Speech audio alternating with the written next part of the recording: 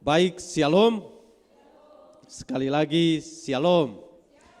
Puji akan nama Tuhan, kita bersyukur buat kesempatan ini di mana kita boleh ada lagi pada kesempatan ini untuk kita bisa memuji dan memuliakan nama Tuhan. Saya berulang kali katakan bahwa setiap waktu dalam kehidupan kita itu adalah anugerah. Dan karenanya jangan pernah kita lewatkan satu pun hari dalam hidup ini tanpa melibatkan Tuhan.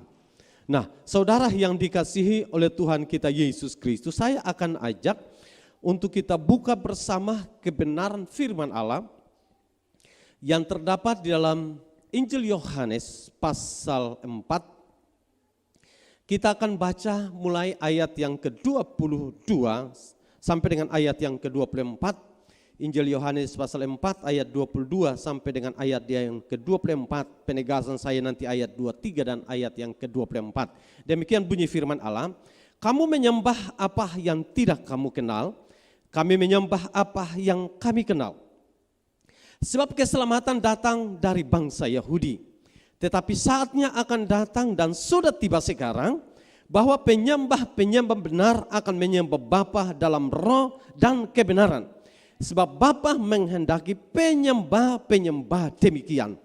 Allah itu roh dan barang siapa menyembah Dia harus menyembahnya dalam roh dan kebenaran. Nah, saudara yang dikasihi Tuhan kita Yesus Kristus, kita sudah banyak belajar di dalam khotbah-khotbah sebelumnya. Dan pada hari Minggu kemarin kita sudah juga belajar sesi pertama terkait dengan tema yang saya sampaikan, dan hari ini adalah tema yang merupakan kelanjutan dari tema kemarin yang berbicara tentang multiplikasi penyembahan korban dan persembahan. Dan penyembahan yang kemudian hari ini kita akan bicara bersama atau katakanlah persembahan korban dan penyembahan, dan hari ini secara khusus kita akan belajar bersama tentang kata penyembahan. Dan memang kalau kemudian kita pelajari secara detail, kata penyembahan memiliki makna atau kandungan arti yang cukup luas. Saya tidak akan dengan detail menjelaskan satu persatu dari arti kata tujuan penyembahan, tetapi saya ingin melihat beberapa catatan penting dengan garis besar yang kiranya dengan kesempatan ini kita bisa dapat menikmati, kita sedikit menyimak tentang sesuatu yang penting dalam kehidupan selaku orang yang percaya, apalagi dikenal sebagai orang-orang yang karismatik, orang-orang yang dikatakan orang gereja pertobatan. Maka tidak bisa dilepaskan kata penyembahan kepada Tuhan.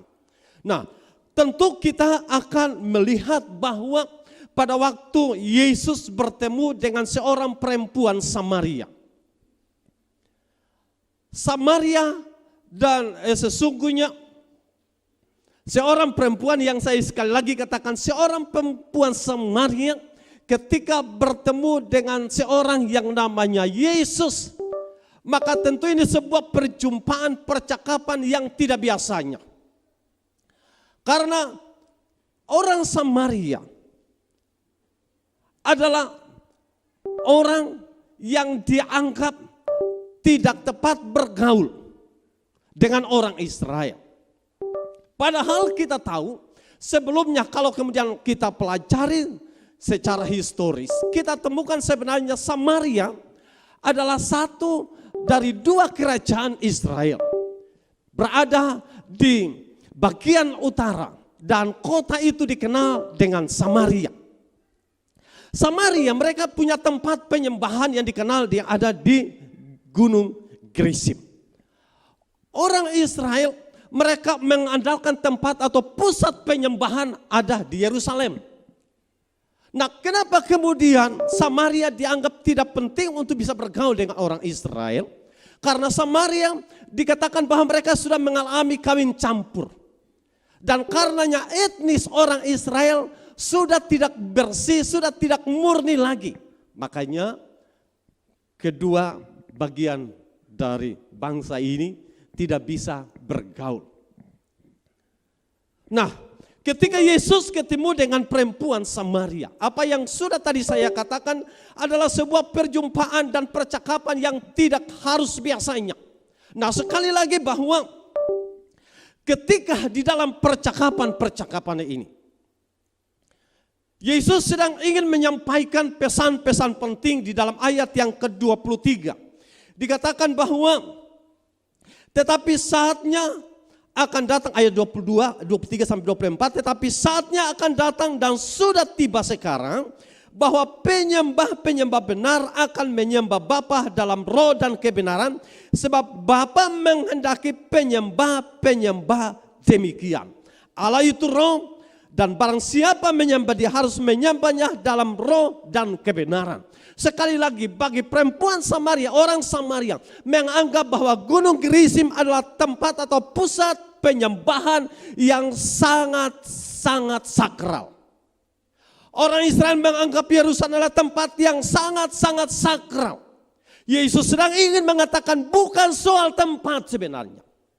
Dan kalau saya mau ingin terjemahkan bahwa gereja bukan satu-satunya tempat di mana kita menyembah. Sekali lagi, gereja bukan satu-satunya tempat di mana kita menyembah. Saya ulangi, gereja bukan satu-satunya tempat untuk kita menyembah. Saya ulangi dan mengingatkan ini agar supaya konsep di mana kita berpikir jangan sampai kemudian salah. Dan Yesus mengatakan, Allah itu roh, dan barang siapa menyembah harus menyembah di dalam roh. Dan saudara coba perhatikan, di sana ada catatan kata roh. Apakah yang diungkapkan di sana adalah kata roh huruf besar R, huruf besar atau huruf kecil? Saudara coba perhatikan. Saudara coba perhatikan.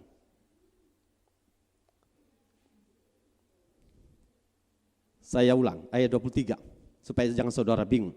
Tetapi saatnya akan datang dan sudah tiba sekarang bahwa penyembah-penyembah benar akan menyembah Bapa dalam roh. Huruf besar atau kecil? Saya harap saudara teliti perhatikan ini.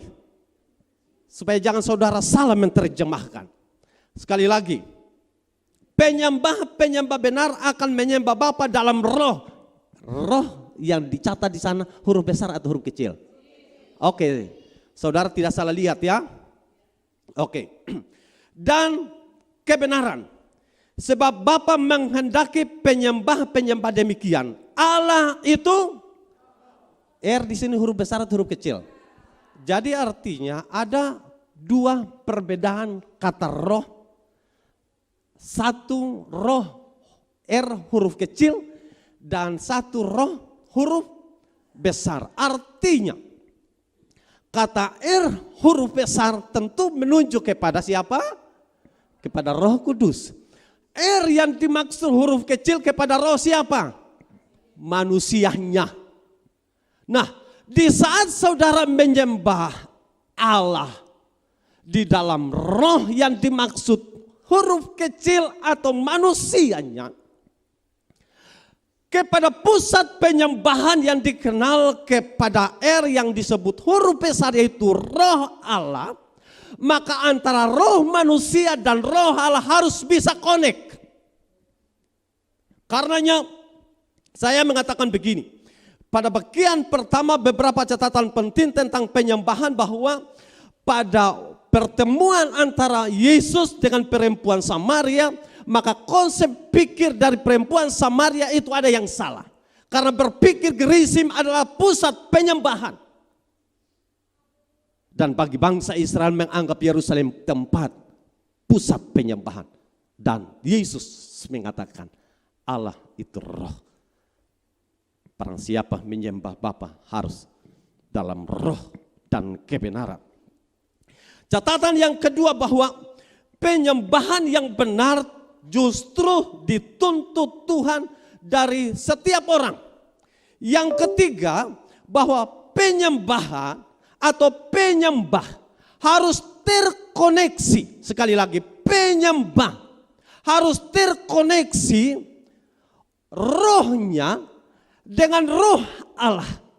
Apa yang tadi saya katakan, tidak bisa penyembahan kita kepada Allah terputus roh kita bukan kepada roh Allah, tapi roh kita terkoneksi dengan roh orang lain. Dan yang keempat yang menjadi catatan penting, penyembahan sekali lagi tidak boleh dihalangi oleh karena tempat dan waktu. Sehingga saya tadi memberikan beberapa catatan penting terkait dengan tempat. Gereja bukan satu-satunya tempat penyembahan. Saya ulangi kalimat-kalimat ini sehingga kita selaku orang percaya, anak-anak Tuhan, tidak salah paham atau tidak gagal fokus. Saya ulangi, bagian-bagian ini menjadi bagian-bagian yang penting. Yesus dalam percakapan dengan perempuan Samaria, Yesus sedang meluruskan pola pikir perempuan Samaria. Dan hari ini saya ingin agar supaya mengingatkan kita kembali bahwa apa yang perempuan Samaria katakan, bahwa Gunung Gerizim pusat penyembahan. Orang Israel, Yerusalem tempat penyembahan. Bagi kita di zaman ini gereja, jangan sampai kemudian menganggap tempat menjadi pusat penyembahan segalanya. Saya mau ingin katakan bahwa ini bagian yang perlu kita perbaiki. Hal yang berikut, bahwa Tuhan justru menuntut dari kita untuk sebuah penyembahan yang benar. Dan akhirnya menjadi penyembah-penyembah yang benar. Dan itu dituntut oleh Tuhan. Yang keempat saya ingin dikatakan bahwa, yang ketiga, bahwa penyembah yang benar harus terkoneksi dengan roh Allah. Sekali lagi, penyembah yang benar harus terkoneksi dengan roh Allah. Supaya apa? Supaya setiap kita yang hadir hari ini, dikatakan kalau 1 atau 2 orang berkumpul atas namaku, apa yang terjadi? Di situ Tuhan hadir. 1 atau 2 orang. Kalau semua terpusat kepada Yesus, maka semua kita ini terpusat kepada Yesus, maka sesuatu pasti terjadi. Kita lanjut. Seperti apa penyembahan itu? Atau dengan kata lain, apa yang kita pahami tentang penyembahan? Yang pertama, penyembahan bukan liturgi ibadah. Saya ingin untuk kita semua cerna dengan baik bahasa ini, bahwa penyembahan bukan sekedar liturgi ibadah, tapi kiranya itu menjadi gaya hidup. Itu menjadi gaya hidup warga kerajaan Allah. Kalau kemudian kita katakan bahwa pribadi-pribadi kita disebut penyembah, dan saya rindu kita selaku orang percaya warga kerajaan Allah menghadirkan kata penyembahan, dari penyembah-penyembah yang benar itu menjadikan penyembahan sebagai gaya hidup. Kalau kita katakan bahwa itu menjadi gaya hidup, berarti saat dan dimanapun kita akan tetap bisa menyembah Tuhan.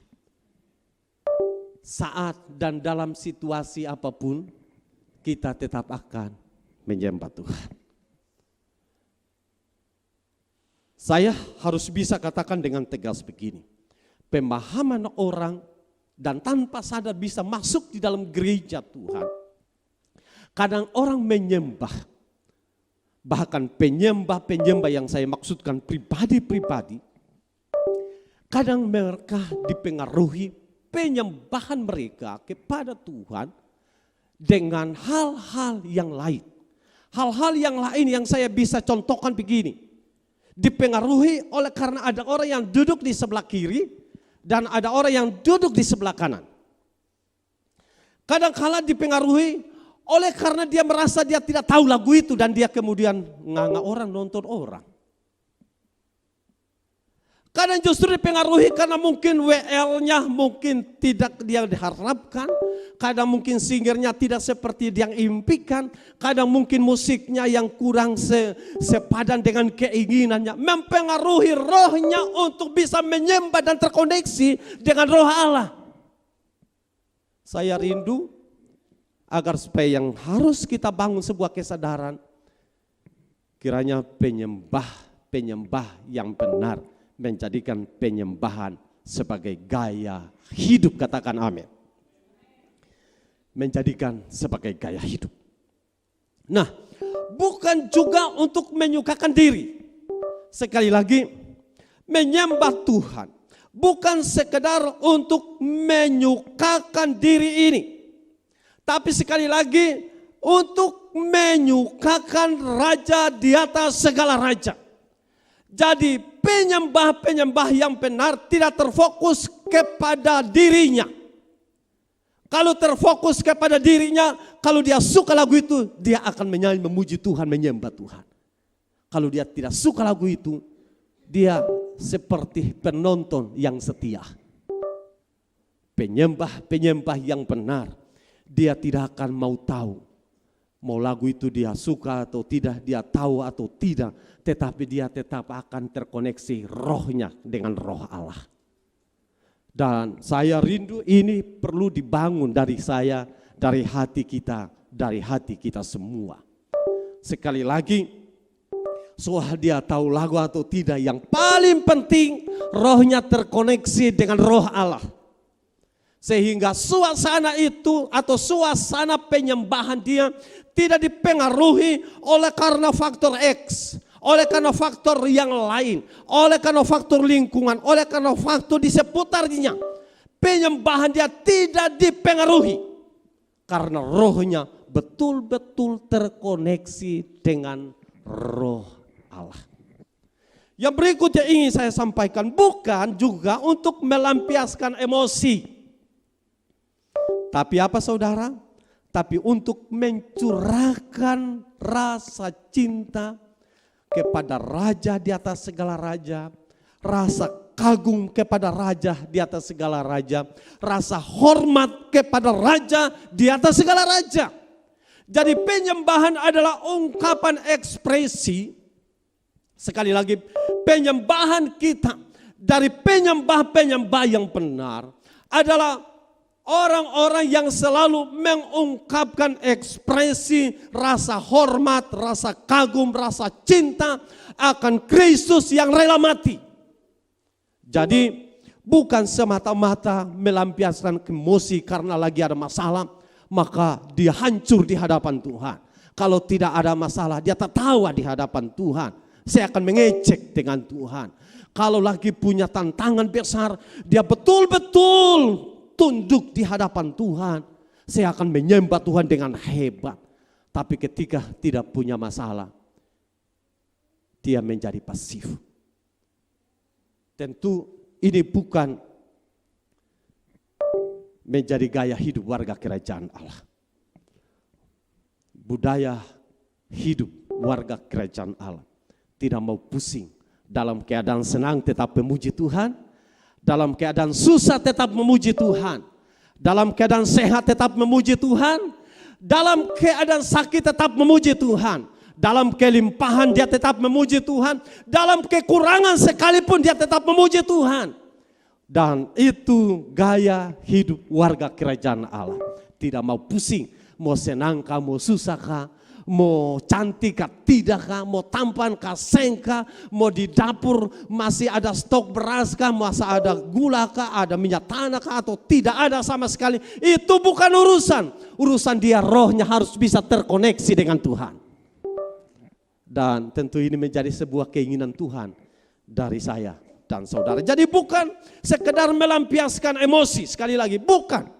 Tapi mencurahkan rasa hormat, rasa kagum, rasa cinta kita kepada Raja di atas segala raja. Saya ingin mengatakan satu hal begini. Sistem kerajaan selalu ada raja, selalu ada rakyatnya. Setiap rakyat yang ingin menghadap sang raja. Mereka tidak akan datang dengan mengangkat muka seperti saudara bertemu dengan teman. Mereka harus memposisikan serendah-rendahnya. Kalau sang raja sedang duduk di singgasananya, maka rakyat yang hendak menghadap sang raja, mereka bahkan tidak bisa menatap wajah sang raja. Dan di saat mereka tersungkur di depan singgasana sang raja, maka rakyat tersebut bahkan mereka tidak bisa melihat wajah sang raja. Rakyat hanya akan bisa berbicara dan mengeluarkan pernyataan, perkataan-perkataannya. Karena tidak sanggup melihat sang raja. Karena menganggap dia tidak layak. Nah, saya rindukan agar supaya kesadaran ini dibangun. Siapakah kita di hadapan Tuhan? Kita bisa diberikan waktu dan kesempatan untuk bisa menyembah raja di atas segala raja. Dan tentu sesuatu yang tidak layak. Karenanya tentang keselamatan itu adalah anugerah. Bukan usaha, bukan kerja kerasmu. Itu pemberian Allah. Dan karenanya layak kalau kemudian kita menyembah Tuhan. Yang terbangun rasa kagum kita. Kalau kemudian kita alihkan pola pikiran dan perhatian kita kepada Yesus yang rela mati buat saya dan saudara. Siapakah kita? Sehingga Yesus rela mati demi keselamatan saya, demi keselamatan kita. Siapakah saya dan saudara? Sehingga kita dianggap menjadi bagian penting di mata Tuhan. Sehingga dikatakan kita ini berharga di mata Tuhan. Siapakah kita di hadapan Tuhan? Sehingga dia betul dengan detail memperhatikan setiap langkah-langkah kita dan Tuhan atur langkah kita. Siapakah kita? Sehingga Tuhan harus bisa menolong kita. Sehingga dikatakan bahwa kita tidak akan jatuh tergeletak. Sebab tangan Tuhan menopang kita. Siapakah kita? Kita adalah orang-orang berdosa layak dihukum. Tapi karena kasih-Nya Dia menyelamatkan kita. Bukankah kesadaran itu yang pada akhirnya membangun motivasi dalam hidup? Saya menyembah Tuhan karena rasa kagum. Saya menyembah karena rasa hormat saya. Saya menyembah karena Dia Allah yang hebat. Yang tidak sehebat Allah-Allah yang lain. Saya kagum karena Dia layak. Jadi sekali lagi saya ingatkan. Menjadi penyembah-penyembah. Bukan penyembah yang melampiaskan emosi. Penyembah yang benar. Membangun kesadaran rasa hormat dan kagum kepada Raja di atas segala raja. Hal yang berikut yang ingin saya sampaikan bahwa bukan juga untuk menyenangkan manusia. Nah, ini menarik kalau kemudian kita bahas poin ini. Menyembah bukan untuk menyenangkan manusia tetapi untuk menyenangkan Raja di atas segala raja. Nah, kata menyenangkan manusia kadangkala ini punya faktor besar, punya pengaruh besar bagi mereka pelayan. Bagi pelayan ini punya tantangan besar. Mereka mau menyenangkan Tuhan atau menyenangkan manusia. Nah, kadang-kala mereka justru menempatkan pada porsi yang salah. Kalau roh mereka tidak terkoneksi dengan Tuhan, maka mereka akan berusaha menyenangkan manusia. Tapi kalau roh mereka terkoneksi dengan Tuhan, mereka pasti akan menyenangkan Tuhan dan manusia. Sekali lagi, bagi pelayan-pelayan, semua unsur pelayan, ini tantangan besar. Kalau tidak terkoneksi rohmu dengan roh Tuhan, saudara akan berusaha menyenangkan manusia. Sehingga saudara kelihatan tampil rohani, tapi rohmu ada di tempat lain. Saya ajak saudara harus belajar berusaha rohmu terkoneksi dengan Tuhan. Karena ketika rohmu terkoneksi dengan Tuhan, roh jemaat terkoneksi dengan Tuhan, kita bukan dua roh, kita satu roh di hadapan Tuhan. Dan tentu bagian-bagian ini akan menarik untuk bisa kita dalami. Tapi singkatnya saya katakan, di dalam penyembahan kita. Bagi penyembah-penyembah yang benar, rohnya harus bisa terkoneksi dengan roh Allah. Sehingga kita tidak akan sedang berusaha menyenangkan manusia. Kita akan berusaha menyenangkan Tuhan. Saudara latihan, saudara mengeluarkan puji-pujian, saudara mengeluarkan penyembahan. Benar-benar itu keluar dari roh saudara untuk menyembah Allah. Saudara tidak sedang tampil untuk menunjukkan saudara hebat. Saudara tidak sedang tampil untuk menunjukkan saudara luar biasa. Tapi saudara sedang tampil untuk menunjukkan Allahku hebat dalam hidup ini. Dan memang ini berat saudara. Tapi saya tantang saudara selaku pelayan. Agar supaya rohmu itu menyatu dengan roh Allah. Karena kalau tidak, saudara akan hambar dalam pelayananmu. Kalau tidak, saudara punya roh kemana-mana. Contoh saudara sedang menyanyi tapi rohmu kemana-mana. Ada di dapur, ada di tempat kerjaan, ada di jalan, ada di masa depan, ada di masa belakang. Rohmu bergentayangan kemana-mana. Maka saudara tidak akan bisa menghadirkan sesuatu dalam penyembahanmu. Jadi betapa penting rohmu harus bisa menyatu dengan roh Allah. Amin.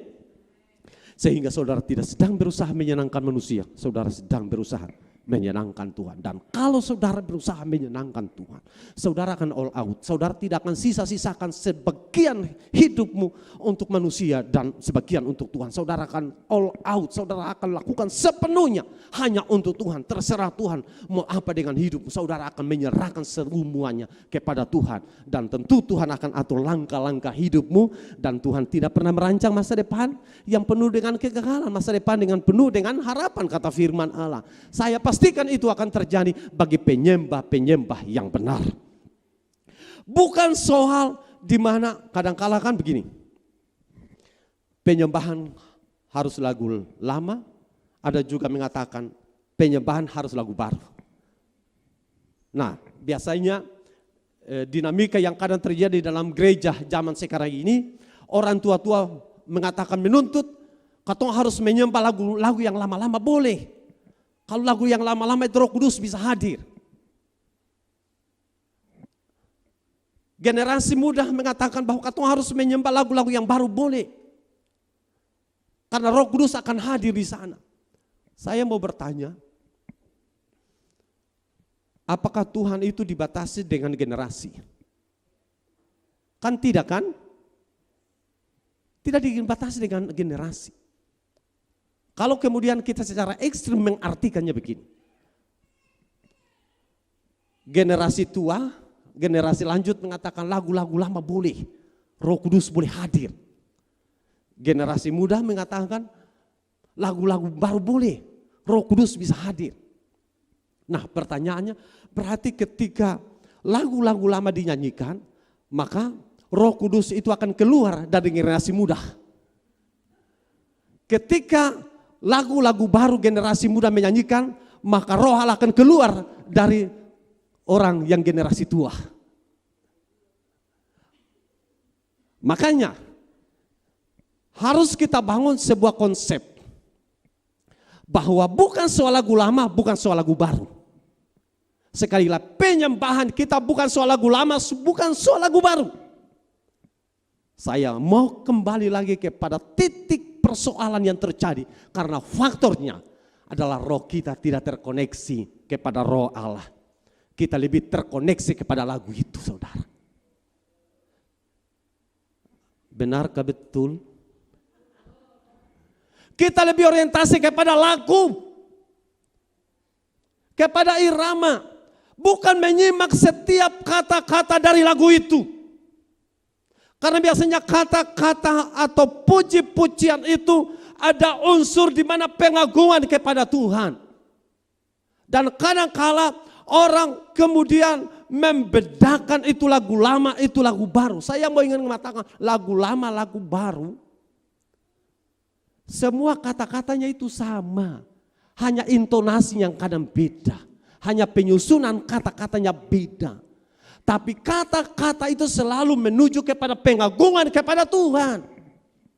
Kalau kata-kata itu menuju kepada pengagungan Tuhan, intonasinya mungkin kita tidak tahu. Tapi kita harus bisa menyimak setiap kata-kata.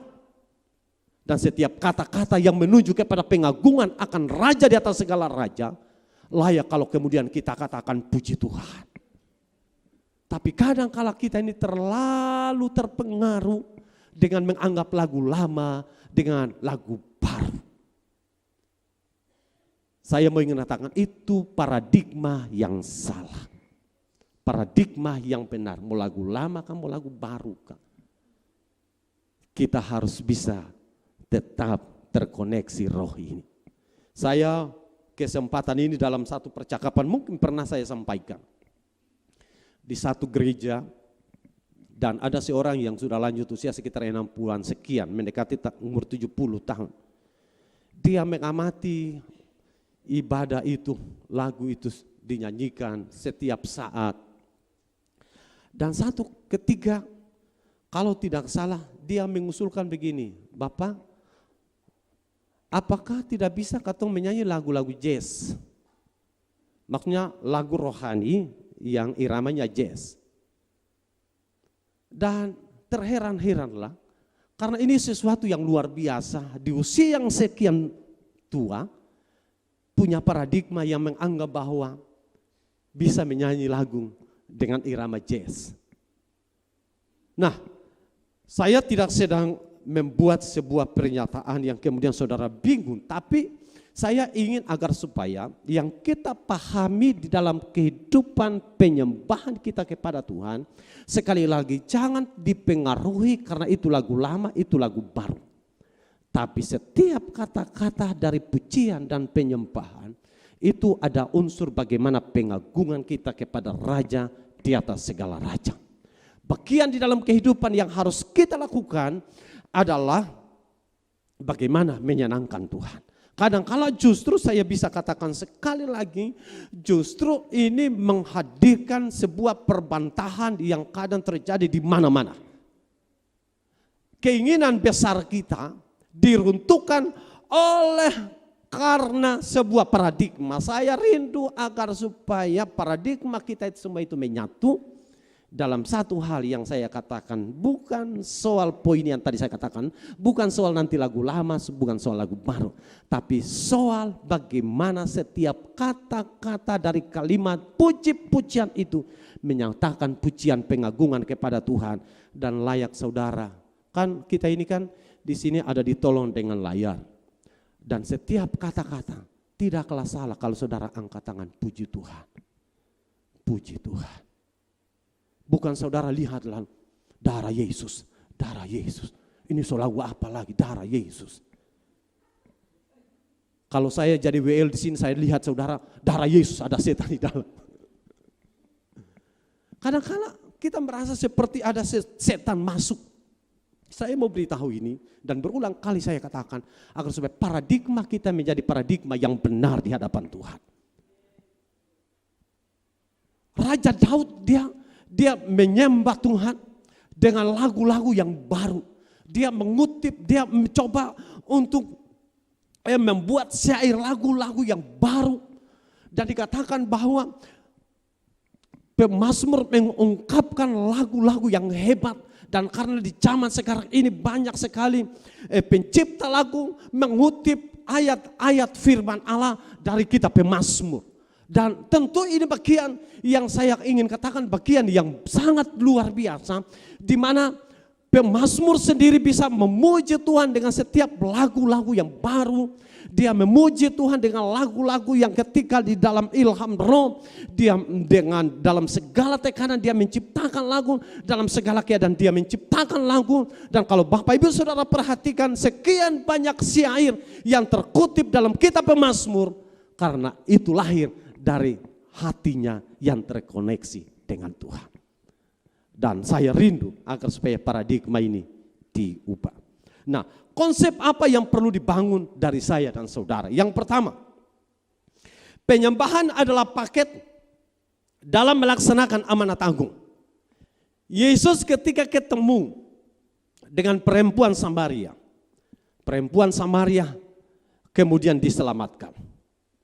Perempuan Samaria kemudian bertobat. Dan di saat perempuan Samaria ini bertobat, dia kemudian pergi ke kotanya. Dia bersaksi, dia telah ketemu dengan Mesias. Dia tahu segala sesuatu tentang pribadiku. Dan pertemuan ini menghadirkan sesuatu. Jadi saya mau katakan bahwa dalam setiap penyembahan kita di sana ada misi. Di sana ada amanat agung. Dan karenanya berapa banyak orang yang diselamatkan hanya karena lewat lagu-lagu.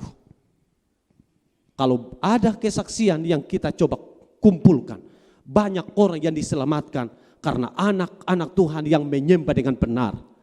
Dan orang diselamatkan dengan penyembahan, dengan lagu-lagu. Ada beberapa jemaat yang pernah saya temukan dalam pelayanan. Dan mereka bersaksi, mereka diselamatkan karena ketika anak-anak Tuhan memuji, menyembah Tuhan. Dan mereka diselamatkan dari pujian dan penyembahan. Di sana ada amanat agung. Dalam Mazmur 96 ayat 2 dikatakan, menyanyilah bagi Tuhan, pujilah namanya, kabarkanlah keselamatan yang daripadanya dari hari ke hari. Jadi sekali lagi penyembahan kita itu menjadi gaya hidup warga kerajaan Allah. Bukan satu hari saja, bukan 2 hari saja, tapi seumur hidup kita harus bisa tetap menyembah Tuhan. Amin. Yang kedua, bahwa penyembahan adalah wujud pengakuan. Sekali lagi, penyembahan adalah wujud pengakuan tentang ketaatan dan ketundukan kepada Raja kita. Saya ingin kutip satu kisah menarik yang dicatat karena ini penting buat kita semua. Dalam Mazmur 99 ayat 5 dikatakan, tinggikanlah Tuhan Allah kita dan sujudlah menyembah kepada tumpuan kakinya, kuduslah Ia. Jadi pemazmur sedang mengatakan bahwa sujudlah menyembah kepada tumpuan kakinya. Jadi tidak ada alasan kita berhadapan muka, kita tunduk karena merasa tidak layak. Tetapi menarik kemudian kita katakan begini. Dalam ayat bagian yang ketiga, penyembahan adalah wujud kerendahan hati. Saya ingin poin ini digabung dengan poin yang kedua, penyembahan adalah wujud pengakuan tentang ketaatan. Saya coba lanjut pada poin yang keempat yang sama dengan itu. Tapi saya ingin pada poin kedua, poin ketiga, poin keempat. Saya ingin gabung 3 poin ini dengan satu bagian penting yang kemudian saya rangkum dalam kisah tentang teman-temannya Daniel. Saya akan baca ayat-ayat ini pasal 3. Sekarang jika kamu bersedia, demi kamu mendengar bunyi sangkakala, seruling, kecapi, rebana, gambus, serdam, dan berbagai-bagai jenis bunyi-bunyian. Sujudlah menyembah patung yang kubuat itu. Tetapi jika kamu tidak menyembah, kamu akan dicampakkan seketika itu juga ke dalam perapian yang menyala-nyala.